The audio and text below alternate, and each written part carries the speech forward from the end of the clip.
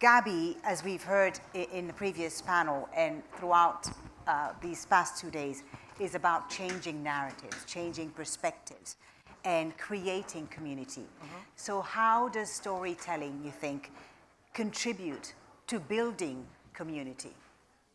Well, since we're talking about Africa, let's have the real conversation, right? Which is we're the originators of storytelling, Yes. right? Our culture, our continents, our traditions have not always been codified in the Western acceptance of documentation, right? We are a collective culture that has always been able to pass on the pride and the success of our culture through the way that we tell stories, and not just verbally, but through what we wear, through how we show up, through what we do with music, through what we do with food. All of that is storytelling.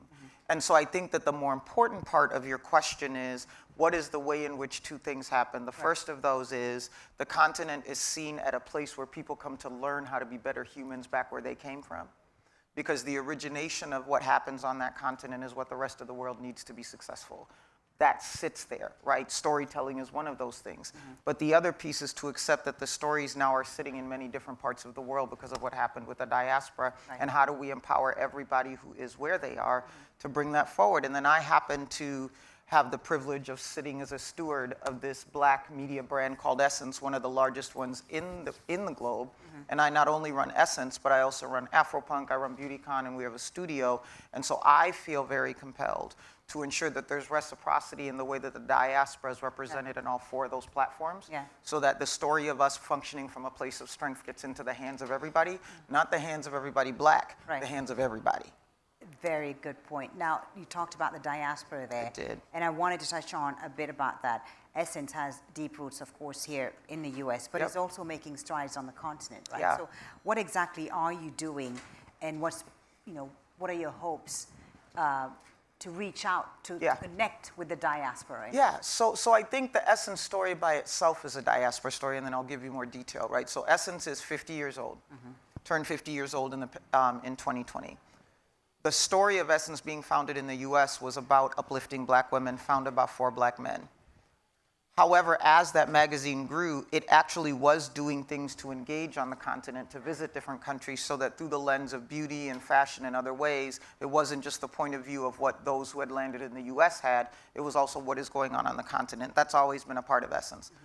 The second part that's important to understand is that when Essence went into white ownership, so Essence was founded Black, US Black, was bought by Time Inc., was there for 2 decades, and malnourished severely.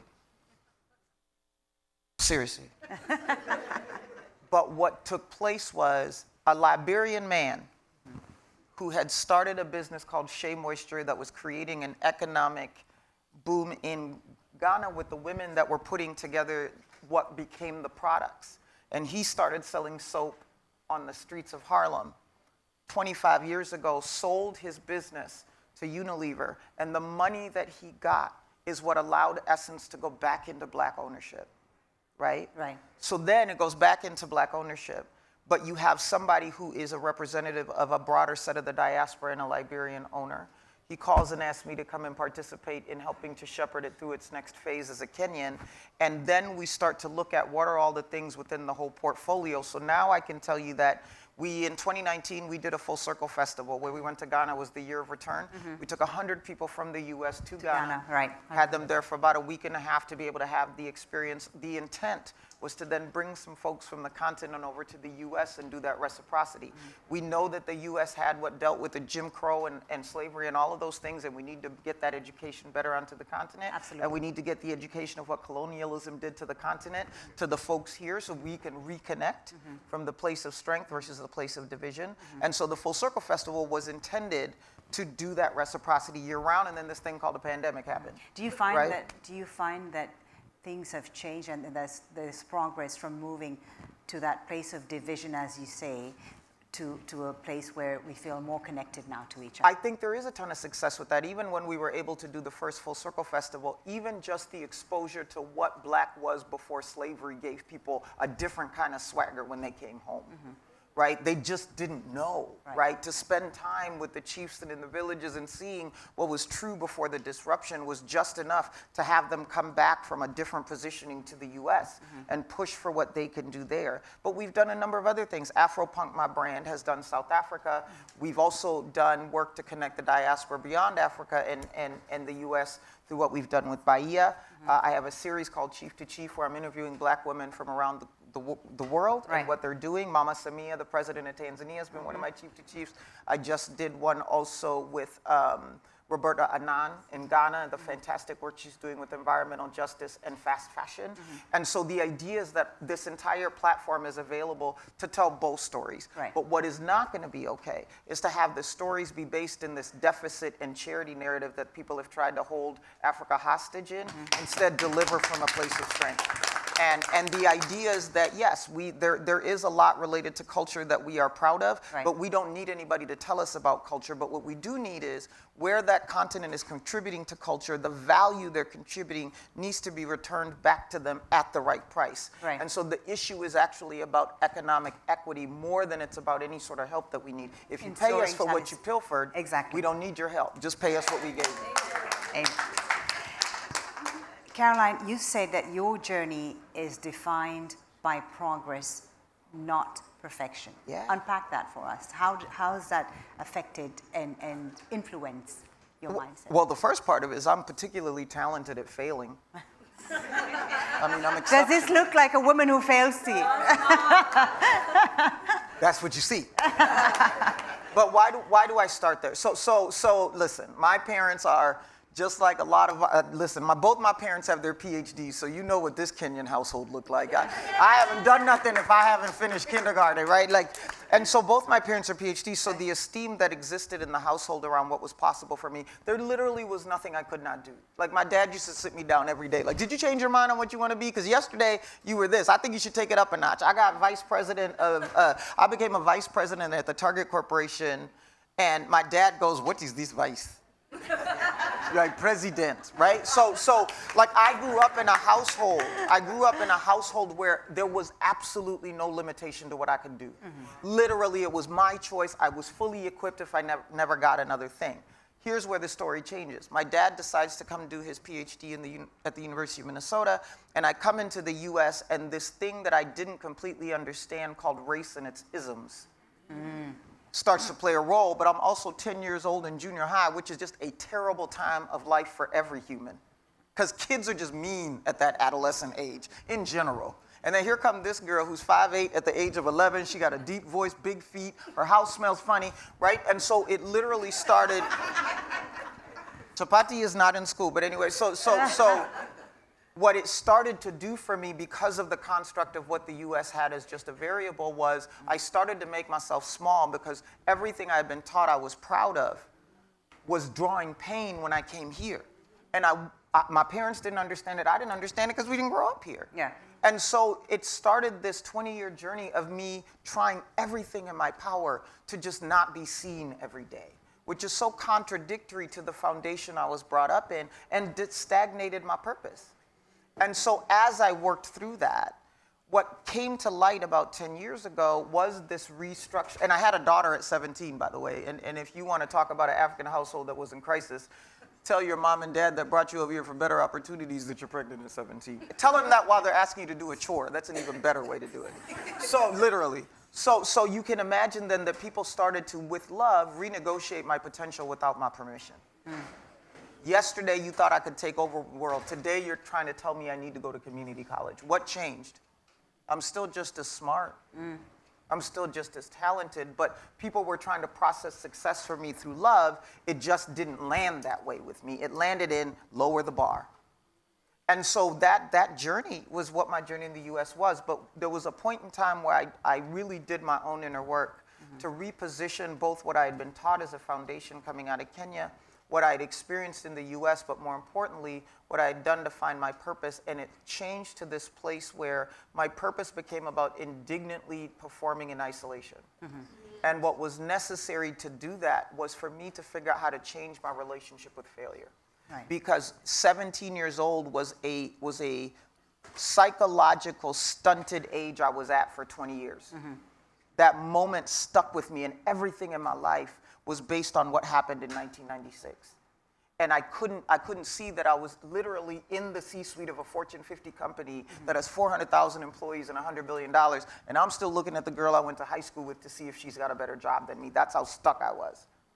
The minute I moved out of that and came back to what I was taught I was, and found the place where I was to deliver in the world, I started to understand that my job is to have a threshold for failure every day, not to try to avoid it. And so I instituted tactics like 5 fails a day. I don't get to call it a bad day till I get to 6. What does that do? It means that I build this really sharp muscle around failure recovery that gives me inches of wins over those that are next to me that ruminate for too long, so that I can do what I'm supposed to do with my purpose. I also, out of that, as I came back to term with myself, was given the opportunity to restore this cultural artifact called essence because of how I lived my life. Had I not made that change about my life, Rich Lou Dennis doesn't meet Caroline. Caroline doesn't meet Rich. Essence is potentially not here anymore. And how do I tell my 8-year-old niece that I couldn't get her, that she's growing up without essence because I was too scared to be myself and worried about failure? It doesn't work that way. So for me, progress is about having a threshold for failure, becoming best at bouncing back, and operating in your purpose and authenticity unapologetically and in isolation, having the unmitigated gall to believe in the future other people can't see, and when they get there, you welcome them. Unapologetic. Caroline Wanga, unapologetic and absolutely brilliant. You mentioned your niece.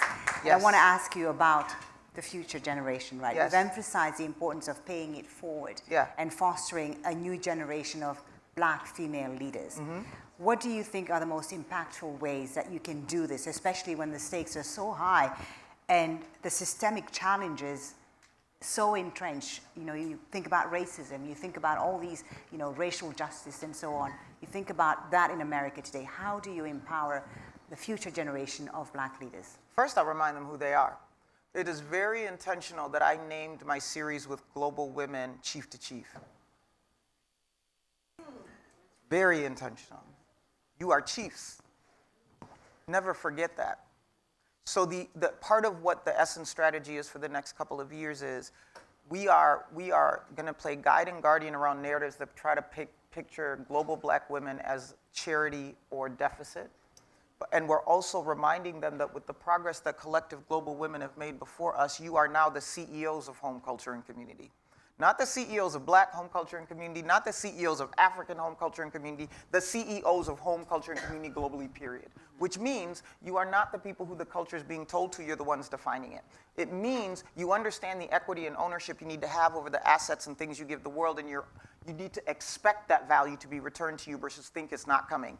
And then you also need to be just as comfortable unapologetically celebrating your accomplishments, big and small. We've been taught to not celebrate too much because it's selfish, so we go, I got my PhD. You got your PhD, right? And so we have this volume button that's been manipulated to make us feel guilty for our achievements. Because we're women and we're supposed to contribute. I can contribute and celebrate. In fact, I'm dope because that's what I did. And so what we're reminding people of, especially Black women globally, is that you are sitting, the work that the women before us did has you sitting in the seat of CEO of home, culture, and community. So first of all, take your seat. Second of all, our job then becomes to equip you with the information, the acumen, and the access to own your role in the very same way those 50-something-year-old white men that sit at the top of corporations don't have to do anything. Everybody comes to them. Position yourself the same way because you are giving and contributing at the same level. Now, let's talk about this next generation for a second. Here is the thing that is particularly important for them to understand. It is extremely important that that generation understands the audacity at which they need to change the world based on the baton that's been handed off to them. They are not at the same place my mother was. They're not at the same place I was. But if they don't understand that they have the obligation to ensure that whether they feel any sort of headwind or not as it pertains to the things that we deal with, they cannot drop the baton. I don't care if you don't want to advance. You still got to pick up that baton and advance it forward, because if you don't, then somebody is stagnated at another place. You're sitting in the chair they need. You don't want to get up. They can't get in. Right? And so how do we communicate this obligation to pick up the baton where you did and move it forward? And I think that's everything from education, but what I actually think the unlock is there is technology. Yesterday, I interviewed the Vice President of Colombia, Vice President Marquez, Francia Marquez. It's the first interview I did where she didn't speak English, I didn't speak Spanish. And we had to do the whole interview with a translator, which is fine. That's not a big deal. Right. You should have seen my production staff go nuts. They were like, well, we've got noise. Can the interpreter go into the other room? Like they're managing the noise. Mm-hmm. And I stopped them and I said, you guys, how in the world do you think we're going to reconnect generationally? We're going to reconnect globally if you guys are worried about some noise in the background from an interpreter? You're focused on the wrong thing. The mission is world domination. The practice needs to accommodate. And I tell people it's about having a destination but negotiating the paths to get there. We've got to demonstrate an agility. We've got to tell our young women that they were born into CEO roles and have them start to operate from that place. I got to tell my 8-year-old niece, Ayo, that she's going to be the president of any country she wants to in the world, so that she becomes the president of her own country. Right. We have not got to stop expecting them to perform less than we did before them. Raise the bar. They're tall enough to jump over it. You've watched the high jump, right, in Olympics? Nobody is ever taller than the high jump bar. Every person that participates in the high jump, the bar ends up taller than them. Yet they get over it. Why? Practice, technique. So please do not lower the bar for our next generation. Raise of the young bar. women. Leave Raise the the bar bar where it is and teach for the them next how to generation. jump, because they're not starting where we are. Ladies and gentlemen, please, Caroline Wanga. Thank you, The y'all. amazing Caroline Wanga. A round of applause. I think she deserves a standing ovation. Thank you so much.